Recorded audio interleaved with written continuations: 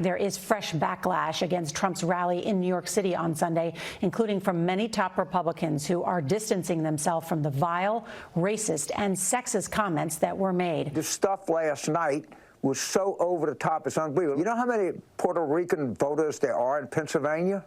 273,000.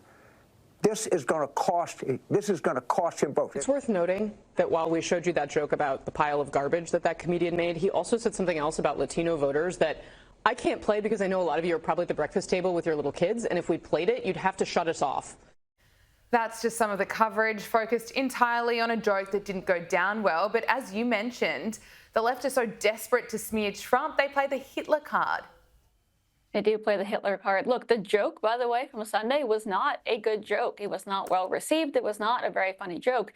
The problem is that I expected this morning to see the same outrage, if not more, for the commander-in-chief's comment about millions of Americans being garbage that I saw when a comedian made a joke that was not approved by Donald Trump in an arena where Donald Trump was not even there, right? That's what I would have wanted. I thought the women of The View would be crying and screaming this morning like they were after that joke on Sunday, but obviously that was not the case. So I think the hypocrisy is honestly what's the real problem here. New York City Mayor Eric Adams has called out the media for running with these absurd Nazi comparisons instead of the real issues that are facing voters. Let's take a listen. We're asking questions that is someone a fascist or is someone a Hitler. That's insulting to me. That is insulting. And I'm not going to engage in that. I'm at these town halls, talking to people there. They're not asking me these silly questions. We are in this bubble, you know, and I know you guys really believe these stories you're writing. It gives you a lot of clicks. It's exciting and give you headlines. But this is not what New Yorkers and Americans are dealing with, folks. You know, the media is running with it because this is the commentary that we've heard from people like Kamala Harris jumping at the chance to compare Donald Trump to Hitler. Yeah, look, it's embarrassing. I am very glad that the mayor said those words. He obviously is the mayor of New York, where we have a very large Jewish population, right? It's where I was born and raised. He knows what these comments mean to so many Jewish Americans, whether they're on the left or on the right. He knows what it means when you compare anyone to Hitler, when you make such accusations that are truly laughable, except for the part that really Kamala Harris has missed, which is that anti-Semitism has skyrocketed in this country over the last year or so, since October 7th, because of her failed leadership. So I think it was such an embarrassing comment in general for someone who's clearly trying to win back any kind of momentum that they can before an election, but it was also just very disrespectful as someone who knows the climate in this country right now, especially for Jewish people. Absolutely. Look, Kamala Harris just jumped at the chance to compare Donald Trump to a mass murderer when sacked White House Chief of Staff John Kelly made the comparison. But another former Chief of Staff has come out with a completely different take, calling Kelly's claims deranged. Mick Mulvaney wrote in the New York Post that I see Kelly's comments through a different lens, and from that perspective, I was shocked and disappointed by the course of action he, meaning John Kelly, has chosen to follow. Why isn't Kamala Harris holding a press conference right now sharing that perspective? Well, I think we know the answer to that.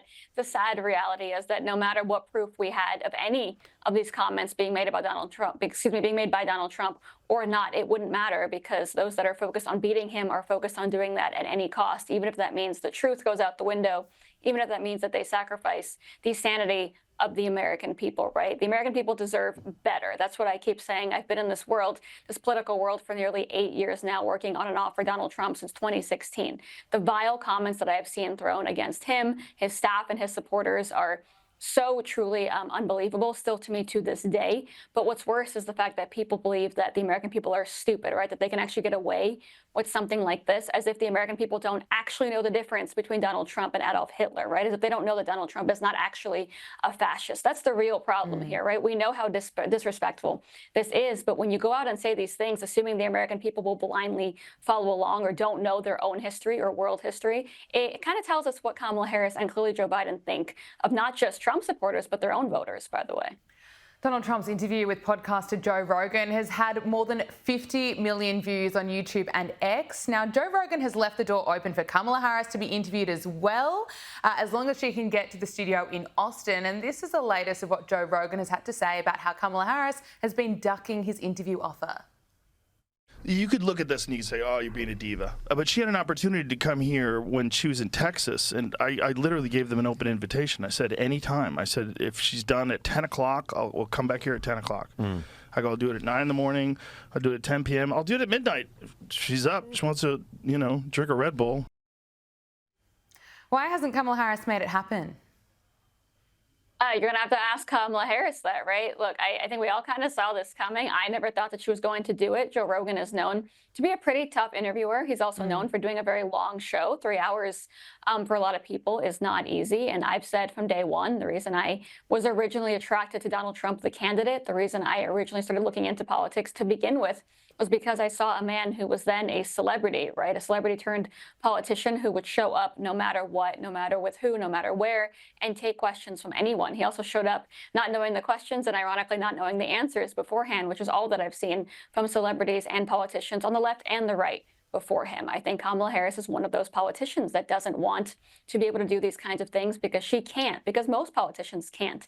They are not able to have genuine multi-hour conversations with difficult podcasters who want the truth on a lot of things. They're only able to do scripted interviews. That's a fact, and it's happened on both sides of the aisle for many, many years. So I'm proud to have seen Donald Trump do this interview as well as he did. I'm proud to work for him because of this, and I'm proud that he's going to set a precedent moving forward, because after Donald Trump is done being our favorite politician, everyone on the left and the right is going to have to live up to these standards, right? And give these interviews no matter how long, no matter with who, and have to do that because they owe it to the American people. There is no way I could imagine Kamala Harris doing a 3-hour interview. Not a chance. I'll wait and see. I'd like to be proven wrong, but I can't ever see that happening. Trump's running mate, though, JD Vance, he's going to go on the podcast with Joe Rogan. What can we expect?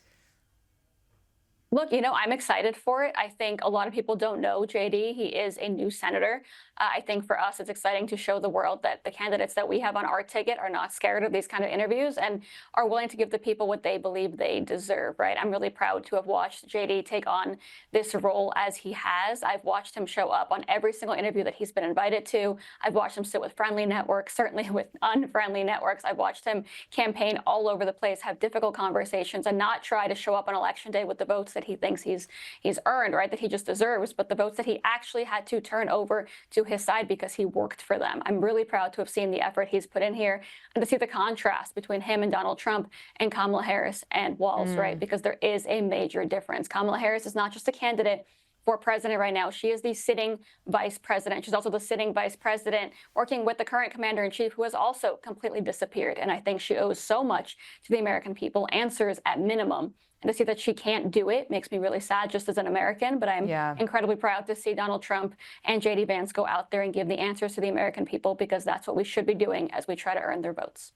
Early voting is underway and the Supreme Court has rejected RFK Jr.'s attempts to remove his name from ballots in swing states Michigan and Wisconsin after the former independent presidential candidate aimed to remove his name from the ballots to boost Donald Trump's votes after endorsing him in August. Now that the Supreme Court has rejected that, how much do you expect this will impact Donald Trump's vote? So look, we're obviously hoping not very much. RFK Jr. has been very, very adamant about his support for Donald Trump, right? He has explained as much as he can. He has campaigned as much as he can. We're so proud to have him in our big tent party and movement, right? He's been incredible. People like him, like Tulsi Gabbard, like Elon Musk, who are inspiring people every single day to stand up, not for a political party or even a candidate, just for their country. I think he does an incredible job. Obviously, we're hoping for a different result, but I think knowing that we have him on our team is good enough. We're excited to have him be a part of that. We know how inspirational he is to so many Americans, and I'm hopeful no matter what state we're talking about, right? People know that if they're going out voting for what he stands for, they're circling Donald Trump's name. Finally, Elizabeth, Kamala Harris is still trying out new accents. Here she is speaking at a service in Philadelphia. Weeping may endure for a night, but joy cometh in the morning. The path may seem hard, the work may seem heavy, but joy cometh in the morning, and church morning is on its way. I didn't think she had any more up her sleeves, but she keeps pulling them out. It does. We have a few days left, right? I'm expecting a couple more few good more. ones. Look, everyone knows who I voted for, right? Everyone knows where I stand. I will leave this one to the American people. I cannot understand what she's doing, but I hope the American people can tell her how they feel about all of her accents and all of her flip-flops and everything else on November 5th. Elizabeth Pipko, thank you so much for joining us on Power Hour. Really appreciate it. Thank you for having me.